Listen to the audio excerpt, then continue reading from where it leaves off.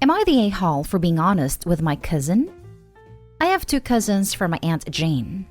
Keira is 14 and Allison is 11. Keira's always been ostracized in the family and never knew why. The truth is, Aunt Jane slept with her sisters, my Aunt Lulu's husband John, and Keira is the result.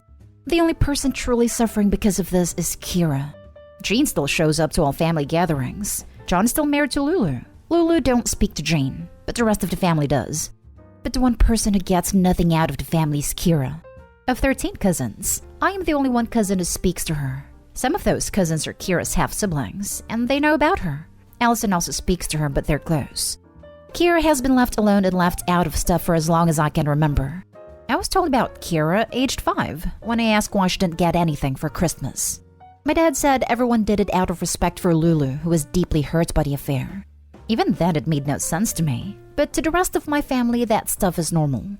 My grandma's sister turned 93 weeks ago, and we were all at my grandparents' house to celebrate. Yet again, Keira was left out, so I hung out with her and Allison when Allison wasn't being pulled into stuff by Jane. Keira got real upset because some people straight out ignored her when she said hi, and it confused the hell out of her why everybody hated her so much. She said her mom would never tell her anything, and she wished she could know. So I told her. I told her none of it was her fault, but that the adults are horrible, and the family should never have taken it out on her, that nothing that her parents did should have made her suffer. She was broken, but she told me she was glad she knew. She confronted Aunt Jane about it, which is when crap hit the fan. Everyone said I had no right to tell her, that it wasn't my place, and that at 17 I might be young, but I should know better. The worst part, and what makes me feel worse, is her anger made everyone say what a selfish brat she is, and how she should be more understanding of the pain Lulu and Lulu's kids feel. Am I the a-hole? Now for the top comments. Not the a-hole at all. You probably lifted a weight off her shoulders. Now she can live her life knowing her family's a bunch of idiots who are blaming her for her mom's mistakes. That family's toxic. I would get out ASAP. She's too young to go anywhere for the next 4 years. My ex-husband ran away from home at 14 years old because his family was toxic. And when authorities tried to send him back, he refused. He told them if they send him back, he'll just keep running away. So they put him into foster care, and his mom had to pay support. My point is, if she feels she can't handle it, there are options, if she's desperate and unhappy enough to take them. Not the a-hole, at all. Your entire family are the a-holes. A child should never have to be punished for their parents' mistakes. How can no one think of the pain they're causing her? They care more about Lulu's pain, and Lulu straight up hates Keira. I've heard her wish Keira dead before. She says the same about Jane, but Keira did nothing to anyone. It's not like she chose to be born, or chose who her parents are. Everyone sucks here. It really wasn't your place to tell her. But for the rest of the family to ignore an innocent child in favor of an adult, they're all a bunch of a-holes. I know. I just wanted to try and make things a little easier for her because I knew she was going to be let in the dark. Next story. Am I the a-hole for uninviting sister from wedding and insulting stepmother? For a background, I'm an affair child. My dad was married to Marie and had 3 children. Male 8, male 6, female 4 at the time. After Marie found out about the affair, she was devastated, but stuck by my dad because she loved him. After she found out I was on the way, it was salt in the wound for Marie. She tried to tell my dad it was either his unborn child, me, or her in their relationship. However, she backed down when my dad made it clear he would choose me. I spent time with both my parents, but my dad paid for my other 3 siblings to go to school near him and wanted me to attend too, so I mainly lived with him and Maried my 3 half-siblings. My dad was often away, so Marie sometimes would be taking care of me if it was school time. I always knew Marie didn't like me, even from a young age. She would do things like tuck her kids into bed and leave me out, or take her kids out while I wasn't there, or buy her kids toys and not me. The 3 would always talk about it, and I'd always feel left out. My siblings also didn't like including me in games and stuff, and I believe it was Marie's influence because she'd often tell them I'm not their real sibling, and I think she used to talk bad about my mother to them. Basically, I was the one that shouldn't exist and was treated as such. My dad noticed. It was something him and Marie used to fight about, but my dad always made it up to me. Example, if they all went out without me for ice cream, he would take me for ice cream. If their mother bought them new toys and not me, he would buy me a new toy. My siblings always took this as favoritism, and it further divided us. When I was 17, my dad divorced Marie. My 3 siblings went no contact with our dad, and I didn't really speak to Marie much. Our dad ended up marrying my mother a few years after divorcing Marie.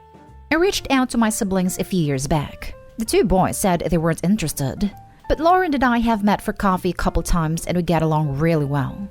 I've been planning my wedding for a while, and I decided to invite Lauren. And after a positive reaction, I decided as an olive branch to invite Marie and my 2 brothers. I received a nasty message from my brother asking how dare I invite them, knowing our dad and my mother would be there acting as if they didn't rip their family apart. I told him obviously they wouldn't have to talk to them if they came, but I just thought it would be nice to at least give them an invite. He asked what makes me think my wedding is so important that they want an invite, so I just ignored him. Lauren found out about the argument and basically tried convincing me to uninvite my mother and my father, and chose them and the women that raised me, and that my mother and father were a-holes. Told her she can't be serious, and that Marie was a witch to me, and literally resented my existence. Things got heated. Lauren called me an a-hole, and I told her it takes one to know one, and that she can forget about the wedding entirely. Received another nasty paragraph from my brother, and my other brother removed me from Facebook. Am I the a-hole here? Not the a-hole for trying to reach out, but I feel there is more to this story. All the parents here are the worst. Why did your bi dad and mom leave it to your stepmom to be the primary caregiver when they knew she resented you? Were they using stepmom as a free babysitter while bi mom and dad carried on their affair? Your dad went on business trips all the time to see your mom. Seems like dad only left stepmom for your mom when child rearing tasks were done. It's bizarre you didn't live with your bi mom, near your dad, so that you could attend a nice school and get regular time with dad. Bio dad and mom are responsible for your childhood trauma as stepmom. They didn't do the minimum to protect and raise you, and you're really letting them off the hook in all this. My dad paid for his other 3 children to go to British private school. He thought it was only fair I went to the same school. My mom lived 30 minutes away from my father's house, and my school was 20 minutes away from my father's house. There was no school bus, and 15 minutes over an hour with traffic is a lot for my mother to drive every day with school. So it was easier for me to just stay at my dad's house because Marie would be dropping the other 3 off anyway. I'm also not sure my dad knew to the extent at the time. He would get mad when she obviously left me out, but the minor but important things he probably didn't realize. They didn't carry on the affair. My dad genuinely had business trips to go on. He didn't see my mother apart from dropping me off sometimes for years. He admitted that he loved my mother, and that he left Marie because she isn't a nice person, in his words. My parents never caused me any trauma. My mother couldn't move closer because she was quite poor, and Marie wouldn't have wanted my dad to help her out. My mother's a really kind person, and so is my dad. Okay, but the responsible and natural thing would have been for your mom to move close to your school and be your primary caregiver. Your stepmom wasn't happy about raising you, but she did it. So I don't see how she could have stopped your dad from financially helping your mom if he really wanted to. Seems like he was doing whatever suited him best regardless of how it affected others. In your original post, you indicate that your dad did know about the problems and that he tried to make it up to you by buying you things. So I think you need to be honest with yourself about his role in your difficult childhood. I'm just saying you have one perspective on this, and if you're not interested in considering the other side, then you should probably just leave stepmom and half-siblings alone. Everyone had a rough go, and the one most to blame is your dad.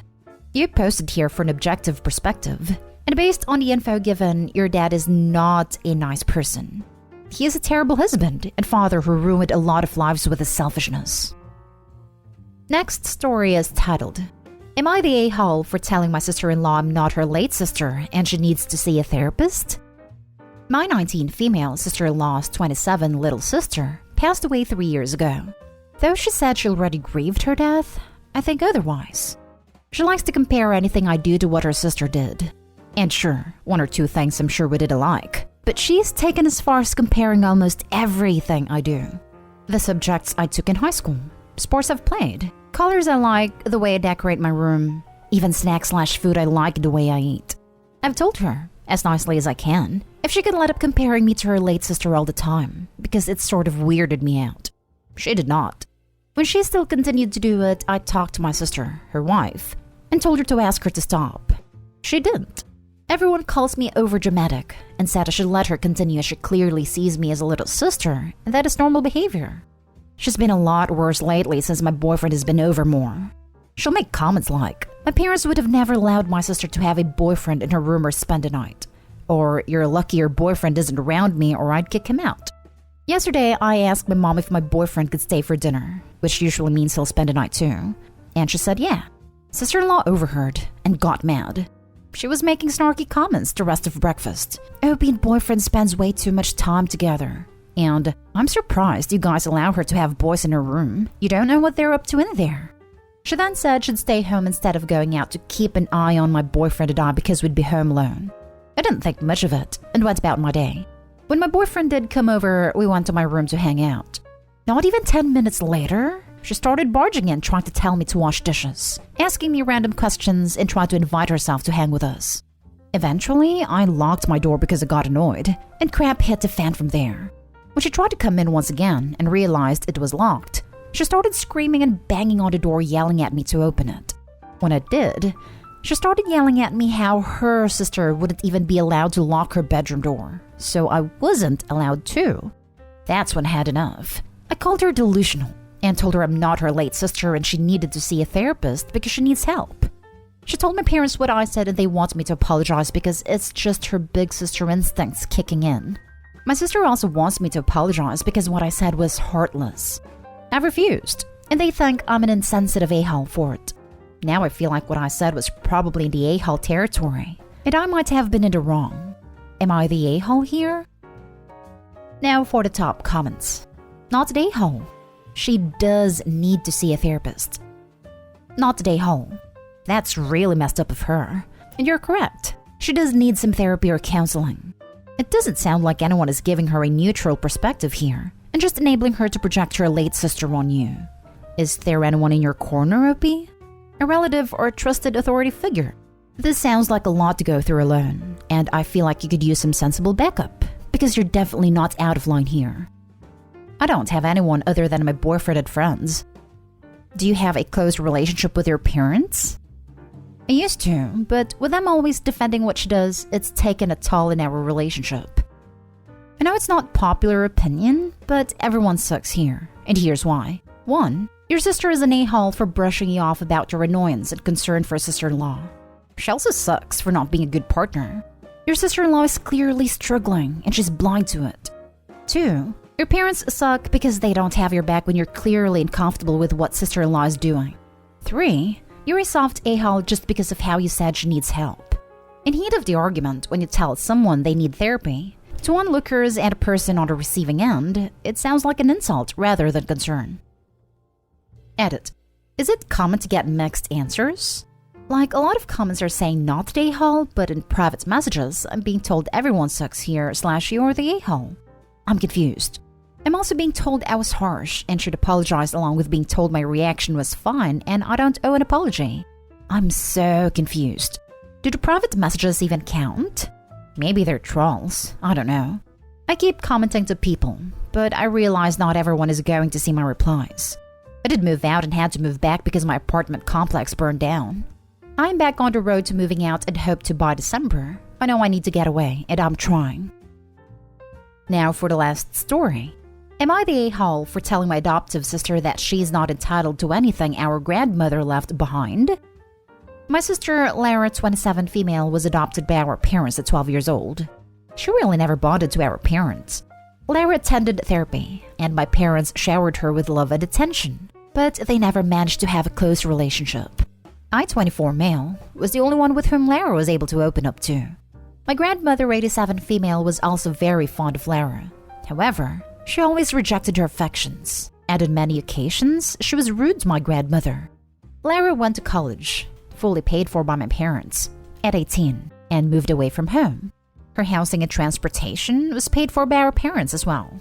When she graduated at 22, she cut off all contact with our family.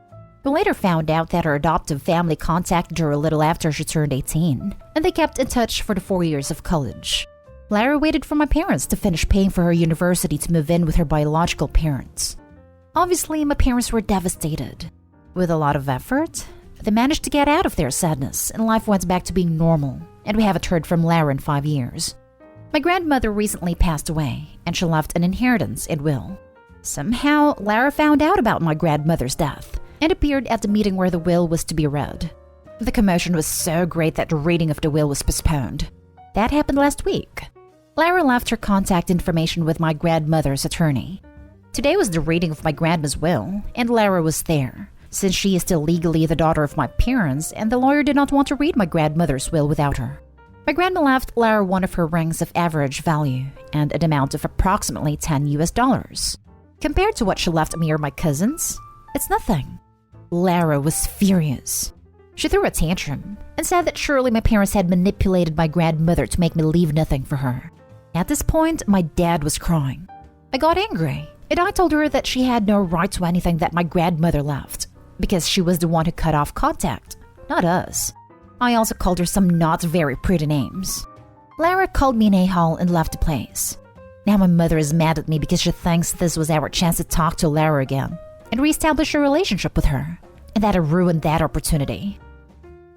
Not the a-hole. Also, your parents are wrong. Lara wasn't there to reconnect. She was only there for the money. Opie's mom is absolutely blinded by her own desperation in order not to see the glaring sign Lara's holding that says, "I still don't care about any of you." It's absolutely crazy to me. Lara almost spent more time out of Opie's life than in it. From 12 to 18, they had regular contact. The next to nothing from 18 to 22, and no contact for the last 5 years. Not a a-hole.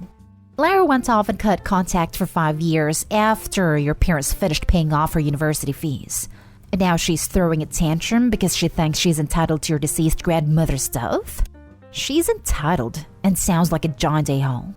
She did you a favor when she cut contact, and she should have stayed away. Your parents are still grieving.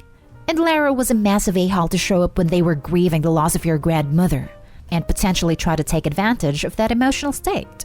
Also, $10 is about all I would have left her to just to stop her contesting the will. But if that wasn't an issue, I'd say that $10 is maybe $10 too much.